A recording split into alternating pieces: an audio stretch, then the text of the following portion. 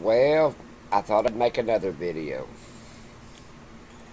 I don't get much response from my videos, but that's alright. I enjoy making them sometimes. My sister's doing a little better. Let's see what else I can tell you. Of course, she's still not out of the woods. She don't weigh very much more. She's gained about maybe 8 to 10 pounds, which make her about 88 to 90 pounds, which that ain't bad. Of course, when she started off, I think she weighed 77 pounds, so she's doing a little bit better. I here sitting around. I went shopping 2 or 3 times since I've been back up here. I bought some bug out stuff. I've got to get some more stuff. I bought some pocket warmers and stuff like that for you hunting or whatever. But I was thinking about the people that is living in vans and motorhomes and such, and they go out there in the desert. And I guess it's pretty. I mean, as long as there is filling stations, WalMarts, this, that, and the other, so you could replenish your supplies, the desert wouldn't be such a bad idea. But if shit hit the fan scenario, I don't know where a desert would be the ideal place because unless you were familiar with living off the land in the desert, and there's not much in the desert to live off of, that's why it's not sparsely populated. A lot of it belongs just flat to the government because nobody wants it. And of course, the government's got to take what people don't want. But anyway, my theory about the difference between a bug out vehicle and a bug out or a motor home is the difference is the purpose of a bug out vehicle is you use it if you have to bug out. That's what it's called, bug out. Now, a motor home that you're living in or a van that you're living in, you've got supplies to live in it. You've got to set up the way you want to live in it. It can be somewhat pretty comfortable in a bug out situation, but it's still not a bug out vehicle.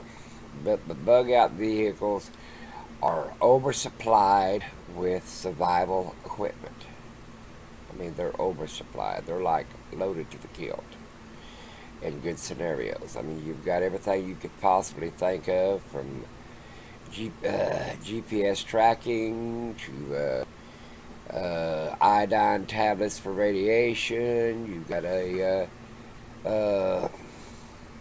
what they call a Faraday cage. You've got everything set up for any type of scenario, even uh, nuclear or biological or chemical or whatever. You sort of tried to set up for everything, which is a good idea nowadays. The old my mother used to say, if you read the good book, it all gets calm before the storm.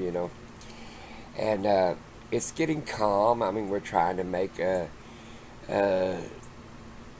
we've had a little radical stuff, but we've tried to make amends with Kim Jong Il and Putin and all that other stuff. It's one of them things. Well, I always be aware and not so much trustworthy, or just things could happen. But now is the time to really load up on your supplies. How many people are you going to take? Do all your figuring and all your other stuff. Uh, do you want to bug in? If you have that situation. To me, I will bug in until I can't no more, and then I'll bug out. But that's me. I've been working on more stuff for my van, I think, and I've been redoing some more stuff for the bus.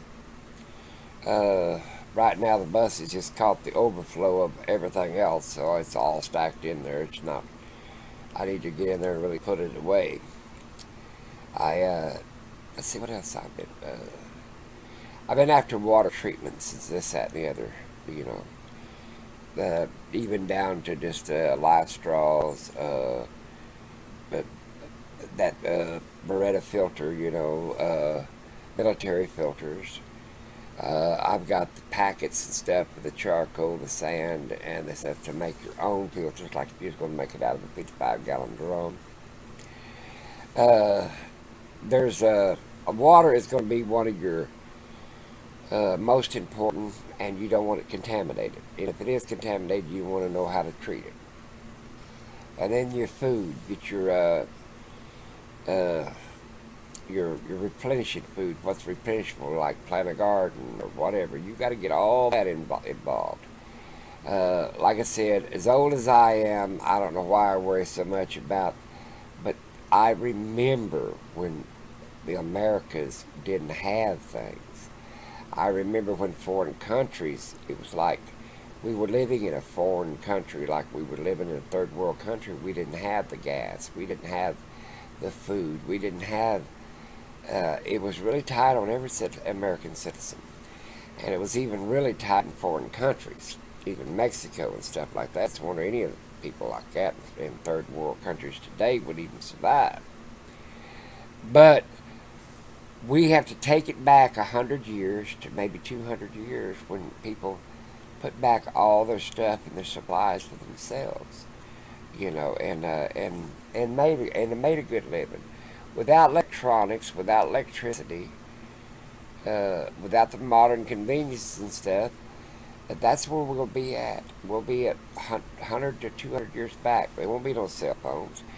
Uh, what little radio communications and stuff like that will be ham radios, CBs maybe some pocket help, little radios. If it EMP didn't get them, and stuff like that. I mean, really, this morning I just thought about, well, am I really ready for something that would happen? Well, no, nobody's really ready. But am I prepared enough that a majority of the people that I want to help survive make it? Yeah, I'm prepared enough. Where it's here in this house or my bug out locations, I always have at least three. You always need at least three.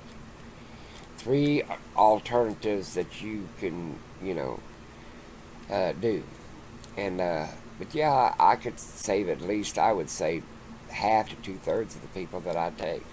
And I say if that'd be a scenario of 9 people, half would be six. I mean, half would be like 4.5 or something like that. But 3, 6, and 9, 10 people total. Yeah, that'd be about as big a larger group unless you were really set up for, a big, large compound of 30, 40, 50, 60 people, which is basically a community or a town. Uh, I heard here that there's a lot of scenarios about the cops going after the preppers first to get their supplies and this, that, and the other. Well, depends on how well you watch the news and how well you want to bug out and this, that, and the other. I guess I better let you go, but I've been doing fine, just working on my preps. Going to take some more vacation time. I guess I should start videoing some of this camping out that I've been doing. I've been working on my GPS crap. I got a bunch of these little things I'm working on it. But like I said, always be a little bit prepared. I mean, have something in there. Have some kind of weapons, maybe some kind of food, some kind of this, some kind of that. But always keep the distinction between a camper people are bug out people. They're not really the same. Their lifestyles are different. Uh, they are more of a survival for the moment. Like their incomes will become tremendously shattered when when shit hits the fan because their Patreon and their GoFundmes and all that stuff's gonna fall apart. I watched it in the Depression and stuff when people didn't give like they used to. Well, it was, they left it up on their own selves. I'm saying that you have to have something sustainable, for maybe a long period of time until economy and everything gets up back on its feet. And that's something you need to look into because banks have went bankrupt if you put money in the bank. I've seen the stock market crash. I've seen banks fold. I've seen them pay 10 cents on the dollar if they paid anything at all. Your retirements have quit. I've seen that happen. I've even seen Social Security take a glitch. So remember, the best person to rely on is yourself. Take care. Have that great day, and I'll talk to you later.